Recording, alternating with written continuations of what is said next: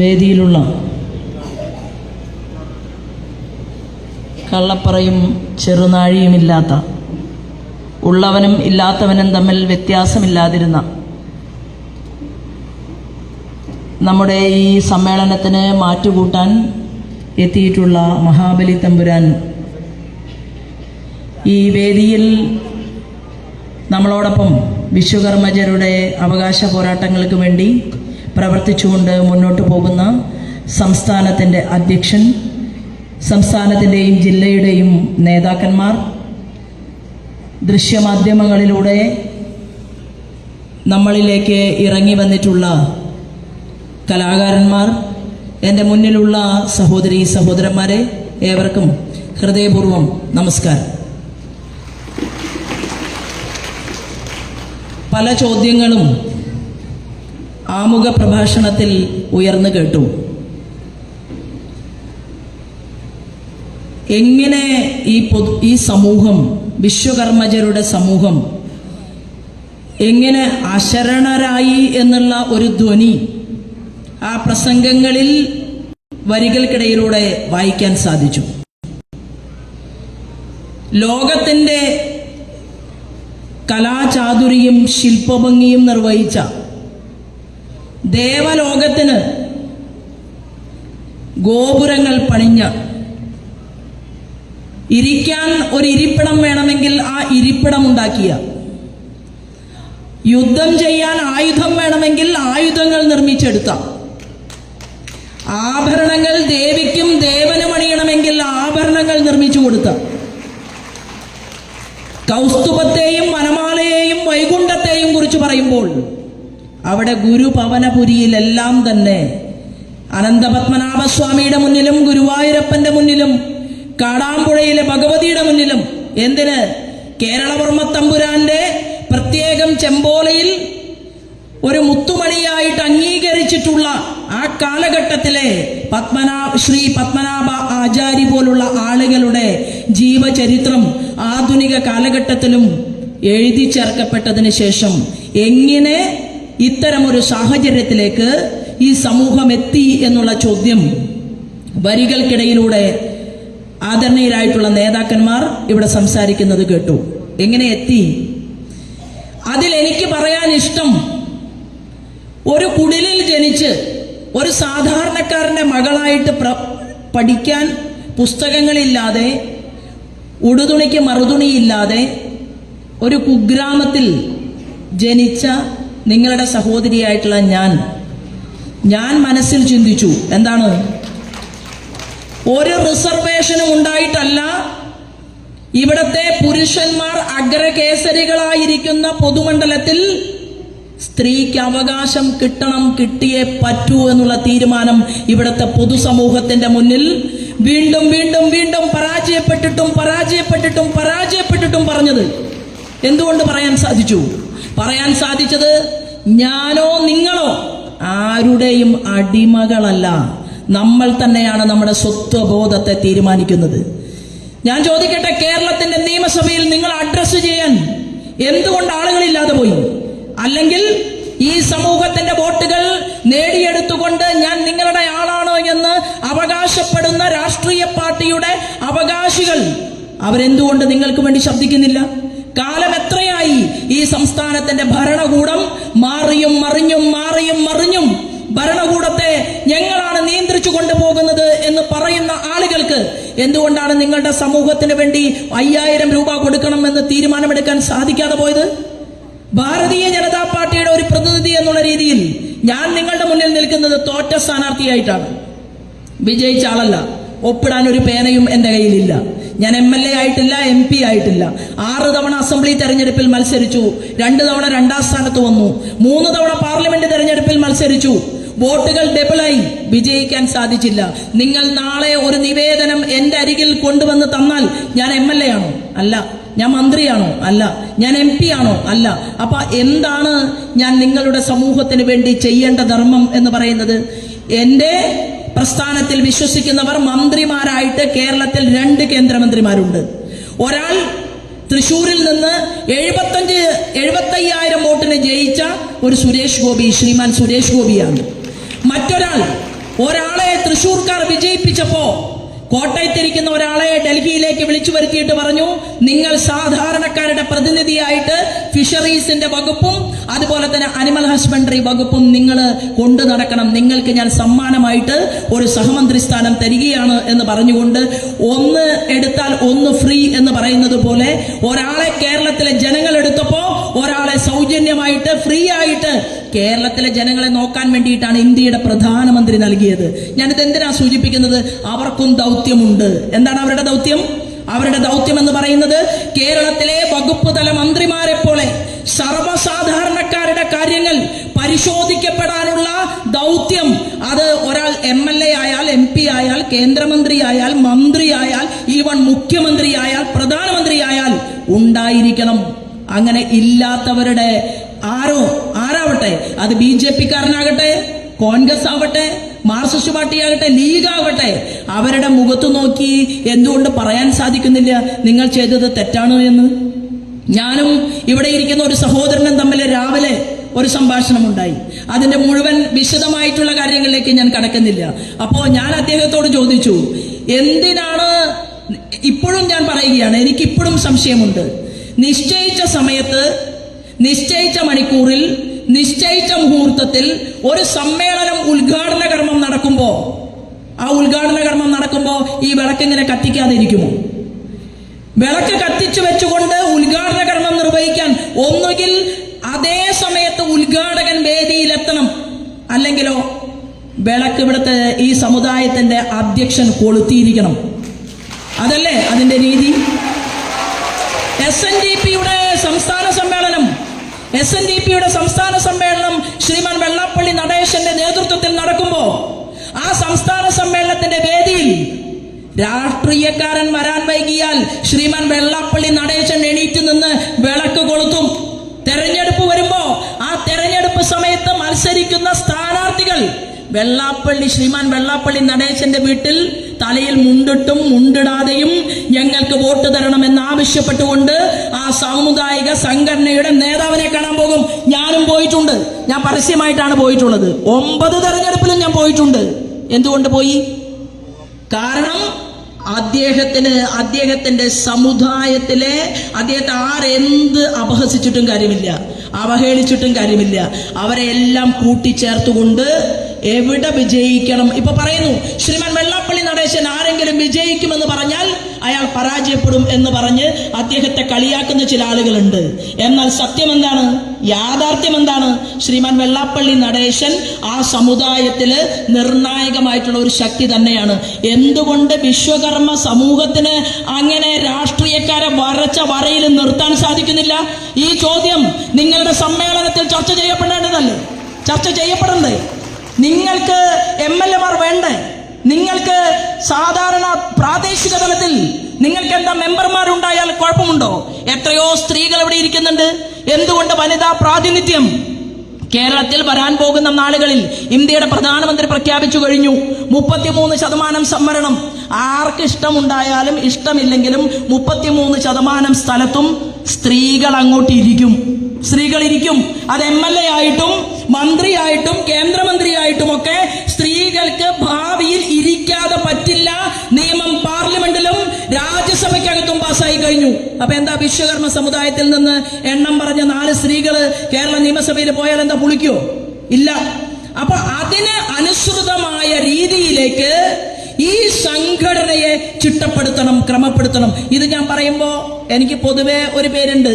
എന്തിനാണ് മറ്റുള്ളവർ കഷ്ടപ്പെട്ട് ഉണ്ടാക്കുന്ന വലിയ വേദിയിൽ വന്നുകൊണ്ട് എന്തിനാണ് സംസ്ഥാന പ്രസിഡന്റിനും ജില്ലാ പ്രസിഡന്റിനും ഇഷ്ടമുള്ള കാര്യങ്ങൾ മാത്രം പറഞ്ഞാൽ പോരെ എന്നുള്ള ചിന്ത ചിലപ്പോൾ ഉണ്ടാകും. ഞാൻ പുലയ മഹാസഭയുടെ സമ്മേളനത്തിൽ പോയിട്ടുണ്ട്, കുടുംബി സമൂഹത്തിന്റെ സമ്മേളനത്തിൽ പോയിട്ടുണ്ട്. അതുപോലെ തന്നെ NSSന്റെ ചെറുതും വലുതുമായിട്ടുള്ള യോഗങ്ങളിൽ പങ്കെടുക്കാൻ ഭാഗ്യമുണ്ടായിട്ടുണ്ട്. SNDPയുടെ എത്രയോ യോഗങ്ങളിൽ, യൂണിയൻ യോഗങ്ങളിൽ ഉദ്ഘാടകയായിട്ടും പോയിട്ടുണ്ട്, ക്ലാസ് എടുക്കാനും പോയിട്ടുണ്ട്, ദർശനമാലയെ കുറിച്ച് പറയാനും പോയിട്ടുണ്ട്. ഞാൻ ഒരാളെയും ഭയപ്പെടാൻ എനിക്ക് സൗകര്യമില്ല. കാരണം എന്താണെന്നറിയുമോ? ആരുടെ മുന്നിലും എന്നെ ഇഷ്ടമുണ്ടെങ്കിൽ മാത്രം വിളിച്ചാൽ മതി. ഒരു ജില്ലാ സമ്മേളനത്തിൽ വിളിച്ചു. ഞാനിവിടെ വരേണ്ട ആളല്ല, ഞാൻ പകരക്കാരിയായിട്ട് വന്നതാണ്. എന്താണ്, എനിക്ക് സംഘടനയുടെ നേതൃത്വത്തോട് തോന്നി. അവർ ആദ്യമേ വിളിച്ചു, പക്ഷെ എനിക്ക് ഡേറ്റ് ഉണ്ടായിരുന്നില്ല. ഇന്ന് രാജ്യത്തിന്റെ പ്രധാനമന്ത്രിയുടെ പിറന്നാൾ ആഘോഷമാണ്. അത് സേവാ പക്കൗഡ എന്ന പേരില്, സേവാ പാക്ഷികം എന്നുള്ള പേരിൽ ഇന്നു മുതൽ ഒക്ടോബർ മാസം 2-ാം തീയതി വരെ നടക്കുകയാണ്. 3 ജില്ലയിൽ യാത്ര ചെയ്യേണ്ട ആളാണ്. രാവിലെ ഒരു ജില്ലയിലെ പരിപാടി കഴിഞ്ഞതിന് ശേഷം ഞാൻ ഇവിടേക്ക് വരികയാണ്. ഞാൻ വന്നതിന്റെ മഹത്വം പറയാൻ വേണ്ടിയിട്ടല്ല ഞാനിത് പറഞ്ഞത്. ഞാൻ പറയാൻ കാരണം, ഇങ്ങനെ ഒരു മനസ്സിനകത്ത് ഒരു പൊതുപ്രവർത്തക എന്നുള്ള രീതിയിൽ എനിക്കൊരു നീറ്റലുണ്ടായി. എന്താണ്? ഉദ്ഘാടകനായിട്ട് നിശ്ചയിച്ചത് നിങ്ങളുടെ സ്നേഹം കൊണ്ടും ആദരവ് കൊണ്ടും ഭാരതീയ ജനതാ പാർട്ടിയുടെ തന്നെ ആ പ്രസ്ഥാനത്തിൽ വിശ്വസിക്കുന്ന ഒരു ലീഡറെയാണ്. അദ്ദേഹത്തിന് ഇന്ന് പ്രധാനമന്ത്രിയുടെ വലിയ പരിപാടികൾ നടക്കുന്നത് കൊണ്ടാണ് ഈ പരിപാടിയിൽ പങ്കെടുക്കാൻ പറ്റാതെ പോയത്. സത്യത്തിൽ ഞാൻ അദ്ദേഹവുമായി പോലും സംസാരിച്ചിട്ടില്ല. എന്നെ ഇവിടെ നിന്ന് ജില്ലയുടെ അധ്യക്ഷനോ അല്ലെങ്കിൽ വൈസ് പ്രസിഡന്റോ ആരാണ് വിളിച്ചതെന്ന് എനിക്കറിയില്ല. വിളിച്ചപ്പോൾ എനിക്ക് തോന്നി, ശരി, ഒരു 2 പരിപാടിക്ക് ഭാരതീയ ജനതാ പാർട്ടിയുടെ വേറെ നേതാക്കന്മാരെ വിട്ടതിന് ശേഷം ഞാൻ ഈ പരിപാടിയിലേക്ക് വരണം എന്ന് ഞാൻ ആഗ്രഹിച്ചത് ഇങ്ങനെ ചില കാര്യങ്ങൾ തുറന്നു പറയാൻ വേണ്ടിയിട്ടാണ്. അടുത്ത സമ്മേളനത്തിൽ വിളിച്ചില്ലെങ്കിലും യാതൊരു കുഴപ്പവും എനിക്കില്ല. ഞാൻ പറഞ്ഞതിന്റെ പൊരുൾ എന്താണ്? ഞാൻ ഈ പൂക്കൾ പിടിച്ച് താലം പിടിച്ചുകൊണ്ട് പല വലിയ യോഗങ്ങളുടെ മുന്നിലും അമ്മമാർ, സ്ത്രീകൾ നിൽക്കാറുണ്ട്. ഞാൻ പറഞ്ഞു, പൂക്കള് വെറുതെ കളയണ്ട. എന്താണ് അത്? ആ പൂക്കള് താലത്തിൽ തന്നെ ഇരുന്നോട്ടെ. ഈ പൂക്കൾ നമ്മുടെ തലയിൽ വന്ന് വീഴുമ്പോ ഞാൻ കൂടുതൽ ബാധ്യതപ്പെട്ടവളായിട്ട് മാറും. എന്നെ ആദരിച്ച് ഈ സദസ്സിനകത്തേക്ക് കയറ്റുമ്പോൾ നിങ്ങൾ പറയുന്ന പല കാര്യങ്ങൾക്കും ഒപ്പിടാൻ പേനയില്ലാത്ത, ഹെൽപ്ലെസ് ആയിട്ടുള്ള, നിസ്സഹായ അവസ്ഥയിലിരിക്കുന്ന എനിക്ക് വേദനയുണ്ടാകും. അപ്പോൾ ആദരങ്ങൾ, ഒരു ഷാൾ ഇവിടെ സ്വീകരിച്ചിട്ടുണ്ട്. ആദരം സ്വീകരിച്ചതിന് ഞാൻ പറയാൻ ആഗ്രഹിക്കുന്നു, ഞാൻ നിങ്ങളുടെ ജോലിക്കാരിയായി നിങ്ങളോടൊപ്പം നിങ്ങൾ പറയുന്ന കാര്യങ്ങൾ ഏത് കേന്ദ്രമന്ത്രിയുടെ മുന്നിലെത്തിക്കാനും പ്രൈം മിനിസ്റ്ററുടെ മുന്നിലെത്തിക്കാനും നിങ്ങളിൽ ഒരാളായിട്ട് ഞാൻ ഉണ്ടാകും. അതിനാണ് ആ ഷാള് ഞാൻ കഴുത്തിൽ വാങ്ങിയിട്ടുള്ളത്. പക്ഷേ ഒരാളുടെയും, ഞാൻ ഉൾപ്പെടെയുള്ള ഒരാളുടെയും ഔദാര്യം, ഒരാളുടെയും ആവശ്യകതയില്ലാതെ എന്തുകൊണ്ട് കുറെ നല്ല ജനപ്രതിനിധികളെ സൃഷ്ടിക്കാൻ സാധിക്കും എന്നതിനെ കുറിച്ച് റിസർച്ച് ചെയ്യുകയും എന്തുകൊണ്ടാണ് ഇങ്ങനെ ജനസംഖ്യ ചെറുതായി പോയത്? 1.5% ജനസംഖ്യയുള്ള ഗോത്ര വിഭാഗത്തിൽപ്പെട്ട ആളുകൾക്ക് ഇവിടെ MLA-മാരുണ്ട് കേരള നിയമസഭയിൽ, ഇല്ലേ? 1.5% മാത്രമുള്ളവർക്ക് ജനപ്രതിനിധികളെ നിയമസഭയ്ക്കകത്ത് സൃഷ്ടിക്കാൻ സാധിച്ചിട്ടുണ്ടെങ്കിൽ എന്തുകൊണ്ട് ഞാൻ നേരത്തെ പറഞ്ഞവർ മുഴുവൻ ഒന്നായിക്കൊണ്ട് ഒരു വലിയ ശക്തിയായിട്ട് നിങ്ങൾ ഒരുമിച്ച് ചിന്തിക്കുകയും മുന്നോട്ട് പോവുകയും ചെയ്തുകൂടാ എന്നുള്ള ഒരു ചെറിയ ചോദ്യം ഞാൻ നിങ്ങളുടെ മുന്നിൽ വെക്കാൻ ആഗ്രഹിക്കുകയാണ്.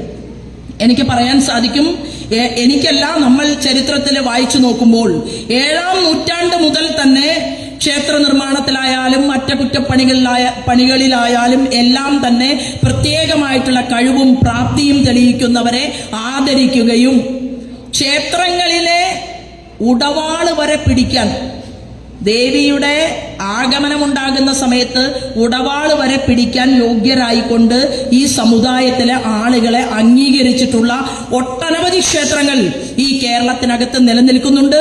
അതിപ്രഗത്ഭമായിട്ടുള്ള ക്ഷേത്രം. അത് എന്തിനാണ് പറയുന്നത്? ആരും മോശക്കാരല്ല എന്ന് പറയാൻ വേണ്ടിയിട്ടാണ്.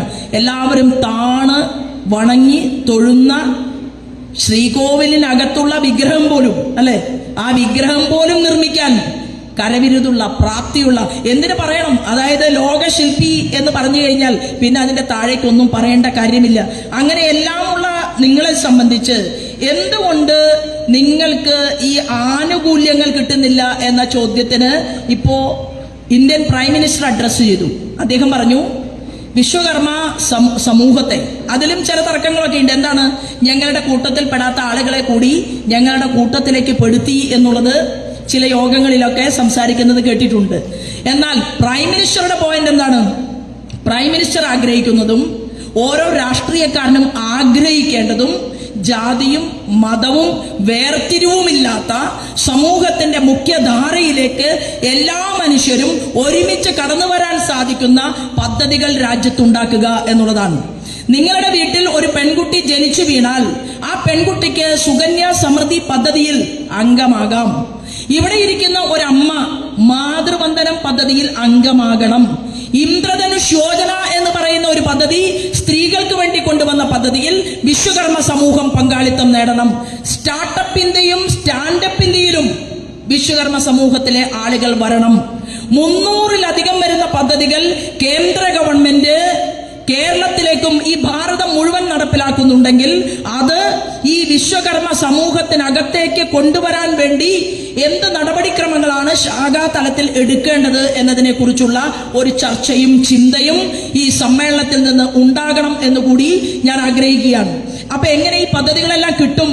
ഈ പദ്ധതികളെല്ലാം കിട്ടാൻ വേണ്ടിയിട്ട് ഇന്ന് കേരളത്തിൽ നിലനിൽക്കുന്ന അക്ഷയ സെന്ററുകൾക്ക് ഈ പദ്ധതികളെ കുറിച്ച് കൃത്യമായിട്ട് അറിയാം. അതുപോലെ തന്നെ കോമൺ സർവീസ് സെന്ററുകളുണ്ട്. കോമൺ സർവീസ് സെന്ററുകൾക്കും ഈ പദ്ധതികളെ കുറിച്ച് അറിയാം. ഇനി നിങ്ങൾക്ക് വിരോധമില്ലെങ്കിൽ ഭാരതീയ ജനതാ പാർട്ടിയുടെ എല്ലാ ജില്ലാ കമ്മിറ്റി ഓഫീസുകളിലും കൂടെയുണ്ട് ഞങ്ങൾ എന്ന് പറഞ്ഞുകൊണ്ട് ജോലി ചെയ്യാനായിട്ട് കുറച്ച് ചെറുപ്പക്കാരികളും ആ ഓഫീസിന്റെ മുന്നിൽ ഇരിക്കുന്നുണ്ടാകും. എന്തുകൊണ്ട് വിശ്വകർമ്മ സമൂഹത്തിലെ സ്ത്രീകളോ പുരുഷന്മാരോ ചെറുപ്പക്കാരോ വൃദ്ധരായിട്ടുള്ള ആളുകളോ നിങ്ങൾ എന്താണ് ഈ പദ്ധതികൾ എന്ന് പരിശോധിക്കാനും മനസ്സിലാക്കാനും ഈ പദ്ധതികൾ നമ്മുടെ വീട്ടിലേക്ക് എത്തിക്കാനും ശ്രദ്ധിക്കാൻ നിങ്ങൾ ആഗ്രഹിക്കുന്നുവെങ്കിൽ നിങ്ങളെ അത്തരത്തിലുള്ള ഓഫീസുകളിലേക്കും നിങ്ങളുടെ ശ്രദ്ധയെ ഞാൻ ക്ഷണിക്കുകയാണ്. ഈ പദ്ധതികൾ നമുക്ക് നമ്മുടെ നാട്ടിലേക്ക് കൊണ്ടുവരേണ്ടതുണ്ട്. നേരത്തെ ഇവിടെ പറഞ്ഞത് എന്താണ്? ഞങ്ങളുടെ യൂണിയന്റെ സെക്രട്ടറിയുടെ മകൾ അല്ലെങ്കിൽ മരുമകൻ ആരാണ്? M.Tech കഴിഞ്ഞ ആളാണ് എന്ന് പറയുകയാണ്. അങ്ങനെ പറഞ്ഞാൽ പോരാ. എന്തു വേണം? നമ്മുടെ ഇത് പറയാൻ വിരലിലെണ്ണി പറയാൻ പറ്റരുത്. വിരലിലെണ്ണി പറയാൻ പറ്റുന്നത് എന്തുകൊണ്ടാണ്?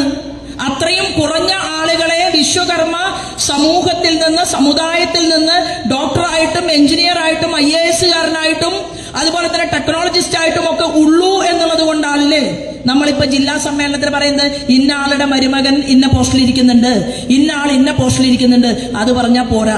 ഒരു ശാഖയിൽ നിന്ന് മിനിമം 2 ഡോക്ടറെങ്കിലും ഉണ്ടാകാൻ സാധിക്കുന്ന ഒരു സാഹചര്യം ഉണ്ടാകണം. ആ ഡോക്ടർക്ക് ലോകത്തിന്റെ ശില്പിയെ കുറിച്ച് അറിയാൻ സാധിക്കണം, നാമം ചൊല്ലാൻ അറിയണം. ഈ വിശ്വകർമ്മ സമൂഹം എന്ന് പറയുന്നത് നിങ്ങൾ യഥാർത്ഥത്തിൽ എനിക്ക് പറയാൻ സാധിക്കും അഭിമാനത്തോടുകൂടി സനാതന ധർമ്മത്തിന്റെ കാവൽക്കാരിൽ പ്രധാനികളാണ്. അപ്പൊ നിങ്ങൾക്കറിയാം ഈശ്വരീയത എന്താണെന്നറിയാം, എന്ത് ചെയ്യണം എന്ത് ചെയ്യരുത് എന്നറിയാം. എന്നാൽ കാലഘട്ടത്തിന്റെ പ്രത്യേകത എന്നുള്ള രീതിയിൽ ഇന്ന് കുട്ടികൾക്ക് അവർക്ക് രാമായണം കേട്ടാൽ അവരിങ്ങോട്ട് ചോദ്യം ചോദിക്കും. രാമൻ ഇത്ര നല്ല ആളാണോ ചോദിക്കും. അപ്പൊ പറഞ്ഞു കൊടുക്കാൻ അറിയണം. മര്യാദാ പുരുഷോത്തമനായിട്ടുള്ള രാമന് സീതയോടൊപ്പം സുഖ സൗകര്യത്തോടു കൂടിയിട്ട് നടക്കാനായിരുന്നു മോഹമെങ്കിൽ രാമൻ ഈ പഴി കേൾക്കേണ്ടി വരില്ലായിരുന്നു. ലക്ഷ്മണൻ ജ്യേഷ്ഠനോട് പറഞ്ഞു, എന്താണ്? സ്വർണമയിയായിട്ടുള്ള ലങ്കയെ ഉപേക്ഷിച്ചുകൊണ്ടാണോ യുദ്ധത്തിന് ശേഷം രാമ സഹോദര നമ്മൾ തിരിച്ചു ഭാരതത്തിലേക്ക് പോകുന്നത് എന്ന് ചോദിച്ചപ്പോ സ്വർണമയിയായ ലങ്കയെ ആർക്ക് ഏൽപ്പിക്കണം? അത് വിഭീഷണൻ, അവിടത്തെ ധർമ്മത്തിന്റെ മൂർത്തിയായിട്ടുള്ള വിഭീഷണനെ ഏൽപ്പിച്ചുകൊണ്ട് പെറ്റമ്മയും പിറന്ന നാടും സ്വർഗത്തെക്കാൾ മഹത്തരമാണ് ലക്ഷ്മണ മോനെ, നമുക്ക് നമ്മുടെ നാട്ടിലേക്ക് തിരിച്ചു പോകണമെന്ന് പറഞ്ഞ ആ ലക്ഷ്മണോപദേശം പറഞ്ഞു കൊടുക്കാൻ നമുക്ക് നമ്മുടെ കുട്ടികൾക്ക് പറഞ്ഞു കൊടുക്കാൻ സാധിക്കണം. രാമൻ എന്തുകൊണ്ട് വൈദേഹിയെ പിരിഞ്ഞു എന്ന ചോദ്യത്തിന് ഉത്തരം പറഞ്ഞു കൊടുക്കാൻ സാധിക്കണം. അപ്പൊ എങ്ങനെ സാധിക്കും? നമ്മുടെ നാട്ടിൽ മാത്രമാണ് സനാതന ധർമ്മം കുട്ടികൾ പഠിക്കണ്ട എന്ന് തീരുമാനിക്കുന്നത്. പഠിച്ചാൽ അവനെ മയക്കുമരുന്ന് കച്ചവടക്കാരനാക്കാൻ പറ്റുമോ? MDMA കച്ചവടത്തിന് അവൻ പോകുമോ? പഠിച്ചാൽ അവൻ അയൽ വീട്ടിലെ പെൺകുട്ടിയെ ബലാത്സംഗം ചെയ്യുമോ? ഇത് പഠിപ്പിച്ചു കൊടുത്തു കഴിഞ്ഞാൽ എങ്ങനെ ഒരു സ്ത്രീയോട് വ്യവഹരിക്കണമെന്നും എങ്ങനെയായിരിക്കണം ജ്യേഷ്ഠനും അനുജനുമെന്നും, അനുജനും ജ്യേഷ്ഠനും തമ്മിൽ ബാലിയും സുഗ്രീവന്റെയും ആ ചരിത്രം നമ്മുടെ മുന്നിൽ തുറന്നു വെച്ചുകൊണ്ട് ആരായിരിക്കണം, അത് വാനരനാകട്ടെ അത് പക്ഷിയാകട്ടെ, എങ്ങനെയാണ് ജടായു ഉണ്ടായത്? ജടായു പാറയുണ്ടായത് ധർമ്മത്തിന്റെ മൂർത്തിയാണ് ജടായു. ആ ജടായുവിനെ കുറിച്ച് എഴുതി വെച്ചിരിക്കുകയാണ്. തുഞ്ചത്ത് എഴുത്തച്ഛൻ നമ്മുടെ മുന്നിലെ രാമായണത്തെ മലയാള ഭാഷയിൽ ചിത്രീകരിച്ചു തന്നപ്പോൾ അതെല്ലാം തന്നെ ഇത് വേണോ എന്ന് ചോദിക്കുന്ന ശാസ്ത്രജ്ഞന്മാരും ഡോക്ടർമാരും വലിയ വലിയ ആളുകളുമൊക്കെ ഹിന്ദു സമൂഹത്തിനകത്ത് എണ്ണം കൂടിക്കൊണ്ടിരിക്കുകയാണ്. എന്നാൽ നമ്മൾ പറഞ്ഞു വന്നിരിക്കട്ടെ, എന്താണ്? ശ്രീമാതാ ശ്രീ മഹാരാജ്ഞി ശ്രീമത് സിംഹാസനേശ്വരി ചിദഗ്നികുണ്ഡ സംഭൂത ദേവകാര്യ സമുദ്യത ഉദ്യദ്ഭാനുസഹസ്രാഭ ചതുർബാഹു സമന്വിത രാഗസ്വരൂപ പാഷാഢ്യ ക്രോധാകാരാങ്കുശോജ്വല തുടങ്ങിയ ശ്ലോകം മകനോട് പറയുക, ഏത് ചോദ്യം ചെയ്യുന്നവനോട് പറയുക, നീ രാവിലെ 5 മണിക്ക് മുമ്പ് എണീറ്റ് കുളിച്ച് നീ ഇത് അരമണിക്കൂർ അമ്മയ്ക്ക് വേണ്ടി ഒന്ന് ജപിക്കാൻ പറയുക. അപ്പൊ ഇതിൽ സയൻസ് ഉണ്ടോ ഇല്ലയോ എന്നുള്ളത് അവന് റാങ്ക് കിട്ടുമ്പോൾ അവന് മനസ്സിലാവും. എന്താണ്? എൻ്റെ മൈൻഡിനെ പിടിച്ചു നിർത്താൻ, എൻ്റെ പഞ്ചേന്ദ്രിയങ്ങളെ എനിക്ക് ആവശ്യമുള്ള സ്ഥലത്ത് വെച്ച് വേണ്ട എന്ന് തീരുമാനിക്കാൻ, എൻ്റെ ഇഷ്ടങ്ങളെ, എൻ്റെ അമ്മയ്ക്ക് ഇഷ്ടമില്ലാത്ത, എൻ്റെ അച്ഛന് ഇഷ്ടമില്ലാത്ത എൻ്റെ തെറ്റുകളെ ഇല്ലായ്മ ചെയ്യാൻ എൻ്റെ മനസ്സിന് ശക്തി കിട്ടുന്ന ഒരു പ്രോസസ്സാണ് സനാതന ധർമ്മം എന്നുള്ളത് നമ്മുടെ കുട്ടികൾക്ക് ബോധ്യപ്പെടും. 8 മണിക്ക് എണീറ്റിട്ട് അടുക്കളയിൽ വന്ന് അമ്മ ഇന്ന് എന്താണ് കഴിക്കാനുള്ളത് എന്ന് ചോദിക്കുന്ന മകന് ഇതിന്റെ പ്രോസസ്സ് അറിയില്ല. എന്താ കാരണം? അവൻ നാമം ചൊല്ലിയിട്ടില്ല. അവൻ ഒരിക്കൽ പോലും ISROയുടെ ഏറ്റവും വലിയ തലപ്പത്തിരിക്കുന്ന രാധാകൃഷ്ണൻ സാറിന് ഗണപതി ഹോമത്തെ കുറിച്ച് അറിയാമെങ്കിൽ ഗജാനനം ഭൂതഗണാതിസേവിതം കപിധ്വജം ഭൂപലസാരഭക്ഷിതം ഉമാസുതം ശോക വിനാശകാരണം നമാമി വിഘ്നേശ്വര പാദപങ്കജം എന്നുള്ള ജപം അത് ISROയുടെ ശാസ്ത്രജ്ഞന് ചെയ്യാമെങ്കിൽ, മെട്രോയുടെ മെട്രോ ശ്രീധരൻ സാറിന് ചെയ്യാമെങ്കിൽ, ഹിന്ദു കുടുംബത്തിലെ കുട്ടികൾക്ക് ഇതൊന്നും വേണ്ട എന്ന് തീരുമാനിക്കാൻ ചില ശക്തികൾ പരിശ്രമിക്കുമ്പോ നമ്മുടെ അമ്മമാരും നമ്മുടെ അച്ഛന്മാരും പറയും, എന്താണ് മോനെ നീ ഇതെല്ലാം അറിഞ്ഞിരിക്കണം എന്ന് പറയും. ഞാൻ സമയത്തിന്റെ പരിമിതി കൊണ്ടും ഒരുപാട് ആളുകൾ ഇവിടെ സംസാരിക്കാനുള്ളത് കൊണ്ടും ഈ വേദിയിൽ കൂടുതൽ കാര്യങ്ങളൊന്നും പറയണം എന്ന് ആഗ്രഹിക്കുന്നില്ല. ഇങ്ങോട്ടേക്ക് തിരിഞ്ഞു നിന്നുകൊണ്ട് ഞാൻ സംസാരിക്കുമ്പോൾ എൻ്റെ പുറകിലിരിക്കുന്നതിൽ ഞാൻ ആഗ്രഹിക്കുകയാണ്, ഞാൻ പ്രാർത്ഥിക്കുകയാണ്, വിശ്വകർമ്മ സമുദായത്തിന്റെ ഒരു സമ്മേളനം നടക്കുമ്പോൾ ശോഭാ സുരേന്ദ്രനോ അല്ലെങ്കിൽ ആരോ ആവട്ടെ പിറകിലേക്ക് തിരിഞ്ഞു നോക്കുമ്പോൾ ഇരിക്കുന്ന കസേരകളിൽ MLA-മാരെ കാണാൻ സാധിക്കണം എന്നുള്ള ഒരു പ്രാർത്ഥനയോടുകൂടിയിട്ടാണ് ഞാൻ നിങ്ങളുടെ മുന്നിൽ നിൽക്കുന്നത്. അധികാര കേന്ദ്രങ്ങളിൽ ഇരിക്കണം. എന്തിനാണ് അധികാര കേന്ദ്രങ്ങളിൽ ഇരിക്കുന്നത്? ആരെയും ഭരിക്കാൻ വേണ്ടിയിട്ടല്ല, ജോലിക്കാരനെ പോലെ ജോലിക്കാരിയെ പോലെ ജനങ്ങൾക്ക് ആവശ്യമായിട്ടുള്ള വ്യവസ്ഥിതികൾ ഉണ്ടാക്കി കൊടുക്കാനാണ്. എനിക്കിവിടെ സുഖമായിട്ട് ജാമ്യമെടുക്കാൻ സാധിക്കും.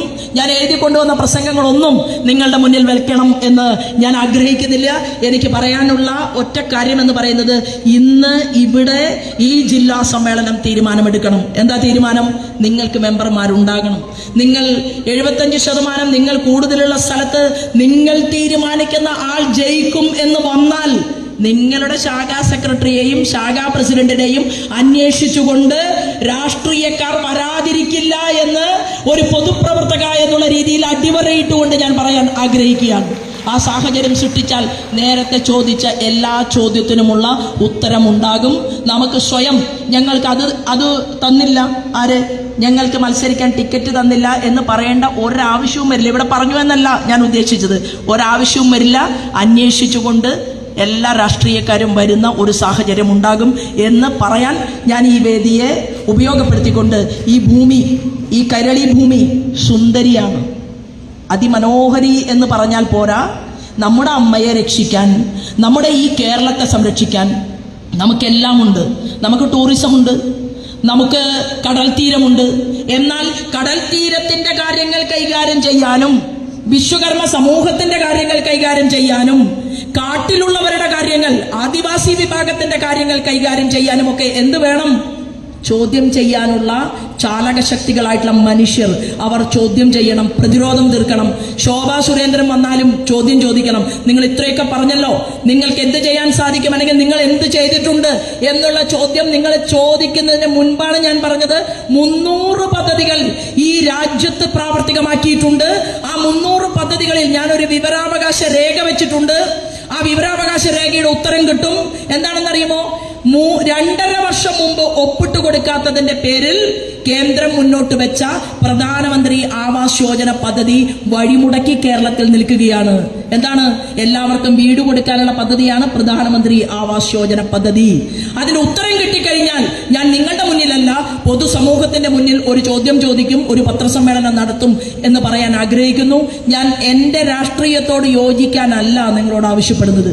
ഞാൻ നിങ്ങളോട് ആവശ്യപ്പെടുന്നത് വീടിനും നാടിനും ഉപകാരികളായിട്ടുള്ള അടുത്ത തലമുറയ്ക്ക് വേണ്ടിയിട്ട് പ്രതിരോധം തീർക്കാൻ ശക്തിയുള്ള, കരുത്തുള്ള, ആർജവമുള്ള നിങ്ങൾക്ക് ഓരോരുത്തർക്കും സാധിക്കും.